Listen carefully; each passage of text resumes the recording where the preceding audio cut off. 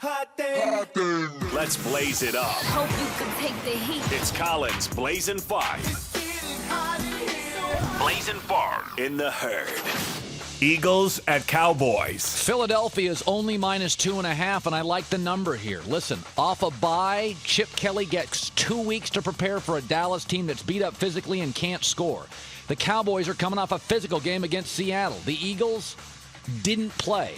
When you give a very good football coach an extra week and an extra week of rest for his banged-up starters, I like him. The Eagles now are running the football with DeMarco Murray. Ryan Matthews is he's a talent that could start. He's backing up. Here's the stat of the week in the NFL.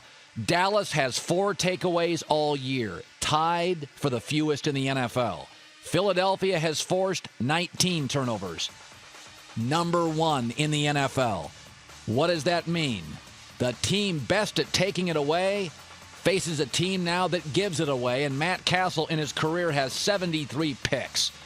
He will turn it over. I like Philadelphia to win by more than 2.5, swallow the points, Eagles 28-20 over Dallas. Redskins at Patriots. Washington gets 14. Ironic they're a topic today. I'll take Washington plus 14. First of all, they're coming off a bye week, and they played their best game of the year off a bye. I like that. And New England's coming off back-to-back physical in-division games. Washington's offense, Kirk Cousins, isn't terrible. You like that? You like that? 68% completion rate. His best game was his last game. Deshaun Jackson at wide receiver could be back. And they're top third in the NFL on third down conversions. I also think the Redskins' defense is ranked lower than New England, but they face Matt Ryan and Eli Manning and a pretty capable Nick Foles. The Patriots, the one thing they do that is so bizarre, they haven't lost a fumble at home in 16 consecutive games. Eventually they will. Listen, Kirk Cousins is good enough. 14 points is what you give a team quarterback by like Joey Clausen or something. 14 points is it's a ton. Washington can move the sticks. Kirk Cousins is a 68% completion guy. Take the points. I still like Washington to lose 30-21. You like that? You like that? Jaguars at Jets. I'll take the Jaguars plus 7. Again, off a bye. They were idle after beating the Bills in London. Ryan Fitzpatrick, the Jets quarterback's wearing a device on his non-throwing hand. The Jaguars now can run the football with rookie T.J. Yeldon, 406 yards, their best young rusher in team history. And Bortles has a couple of terrific young receivers, Allen Robinson and Allen Hurns. By the way, did you know this? Number 2 in the NFL in combined receiving touchdowns by a pair of teammates. Only Gronk and Edelman of New England are higher. They've got a running game. They've got a quarterback in Bortles, 9 TDs in his last 3 games. Like Kirk Cousins, he's good enough to win games. You're giving him a touchdown. They also get Julius Thomas back. I'll take the 7 points. I think it's a 24-23 game either way. I'll take the Jets because the Jags never win on the road, but I'll take the 7 points more than anything. Raiders at Steelers. This line looks like a mistake line.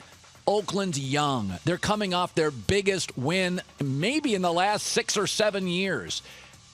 They're not a team that's going to go to Pittsburgh and face that defense and win. The Raiders have lost 23 of their last 27 games on the road, and the Steelers' defense has been exceptional this year. They've held the Bengals, Patriots, Cardinals, and Rams to their lowest point totals this year. Yes, Oakland's got some really nice offensive players. Yes, Derek Carr's doing very well, and so is Amari Cooper. But they have the youngest average age of starting skill players among the youngest in the NFL. So a young, emotional team off their biggest win in years now going to face a defense in Pittsburgh that is much better than predicted. I like the Steelers to swallow the points and win 28-20. Giants at Buccaneers. I know I've kind of fallen into a take the Giants every week trap, but I will say this. The Bucs defense is bottom 5 in the league. And they just upset the Falcons in overtime, a huge division victory. I don't see him doing it again. Jameis Winston has his moments, but he's a kid. They also have a ton of injury issues with their wide receivers. I like the edge at quarterback and coaching to the New York Giants. And the Giants have lost games, but they lost to Dallas by 1, Atlanta at Atlanta by 4, and New Orleans that was hot by 3. 3 of the last 4 games, Tampa Bay, meanwhile, surrendered 30 or more points. And Tampa Bay's wins, the Jags and the Saints in the first couple of weeks, they are not ready to be giving up points. The Giants against the rookie quarterback, here's what New York does well. They've won the turnover battle in 6 of 8 games. They're plus 11. It's number 1 in the NFL.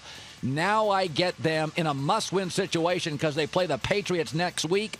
I'll swallow the 2.5. The Giants go down to Tampa and win by a touchdown, 34-27.